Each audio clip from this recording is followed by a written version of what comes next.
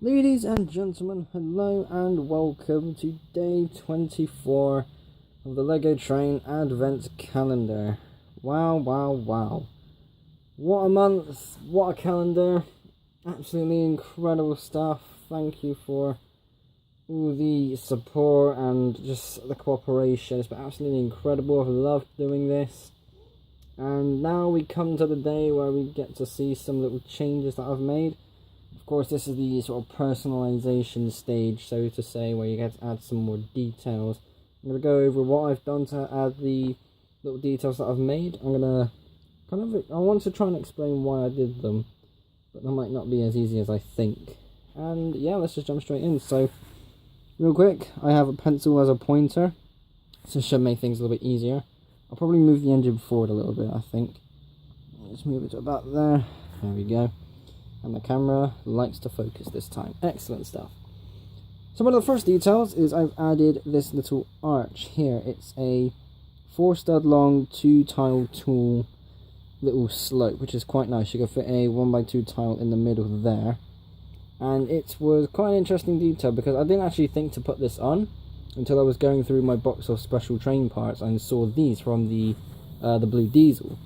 And I thought, you know what, that would look pretty good over the front wheels as like just a little arch. So put them on there and it looks pretty nice. Going backwards a little bit, I've touched up the kind of side of the boiler, so to say. So it stops here at 6 studs and goes outwards to 8. Let's see if I can try and show a better angle on that. There we go, so you can see that little square just there. Looks pretty good. It's more square, so to say, which is a bad thing, but it's also a good thing because the shape it was last time wasn't really too nice, but I again prefer this because it just looks more like an actual engine rather than just a mess.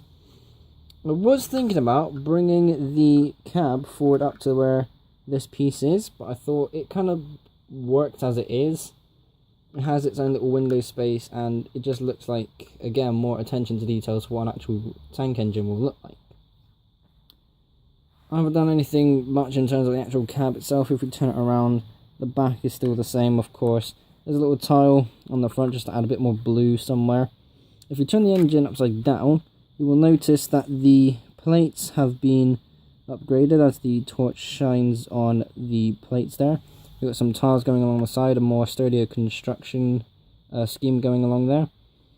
And if you're really, well, I say if you're clever, I want to try and first of all get the camera to focus, but what I've done here, I've replaced the 6-stud Technic piece with a 2-stud Technic piece, so everything else is all solid brick, and that looks so much cleaner. As you can see along the side, well, you can't really see because the camera doesn't like red. There we go, you can see 2 lines, one there and one there, representing different bricks. So I've been able to fill that gap in pretty well, actually. I'm quite proud of that because first of all, again, sturdy construction and it looks better. So all round, it is a positive. If we go to the front of the engine now, hopefully we get the camera to fit. There we go. I love this grate. Is it a gate? Grate? What did I? Yeah, like a fence sort of piece. I don't know what the actual is it a fence? I've been using these pieces for so many of my creations, and yet I don't know what it's called. But I love this piece. And putting it on the front was just an idea. I thought, yeah, I just have to do that. I was going to try and put it along the side here, but that eventually got replaced with the arches, and that does look a lot better. We also have 2 lamps, one on each side of the... I'm going to call it a fence. I think I've called it a fence in the past anyway, so we've got a light on each side of the fence, of course, which looks pretty cool. It actually gives the engine the ability to see. I don't know if I did anything with the lights in the past, to be honest, but did I do anything with them? No, I don't think I did, actually. I think those lights have stayed there. But yeah, I did have a plan to try and have a light in front of the funnel, but it didn't really look too good. It looked a little bit silly, especially in both black, blue and red, so I thought I'd just go with that one. And stick it on the front bumper above the buffers. And yeah, I mean, again, it just looks so much better like this. Speaking of the funnel, we'll go back to that for a moment. Look at this for a funnel. There we go, try and keep that there. So let's move that out of the way just a bit. So this is a very cool little funnel. So we can take that piece off. So this is a small, come on camera, focus, yes, there, no, it doesn't like the wheel. There we go, there's the wheel. So this is a kind of small sized train wheel, mainly used for like creator models. You'll see these on a lot of steam engines rather. These are the special wheels used for the Christmas train, the Emerald Knight, and I think it's just those two that I can remember off the top of my head, but these are a very, very common brick, and it's not difficult to get a hold of these. And we just built up a little funnel. This is a round design, and because it has the little Technic axle gap in them, I thought it would look pretty nice. Just stick one on top of the other like that, and it does look like a pretty damn good funnel. Look at that. The engine there we go, looking good. And that is pretty much everything really. I was going to try and put another set of wheels in there. I did find 2 blind wheels to go in the gap, but it just didn't look right, especially knowing what this engine looks like when we were building it up. It's man, it was so good just doing this stage. It was really cool.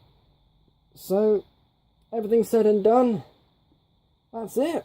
That is the end of the LEGO Train Advent Calendar. That is the end of the creation building process, so to say. I suppose this kind of counts as the review as well, in a way, for the engine that we have built. I would absolutely love to see, in like any way you can, your version of this engine if you decided to build it up as we went along.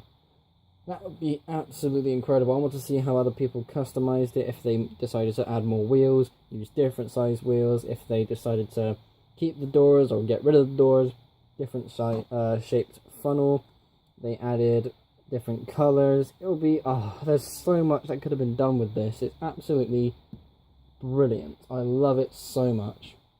And I love you all so much. It's been one hell of a year for the channel.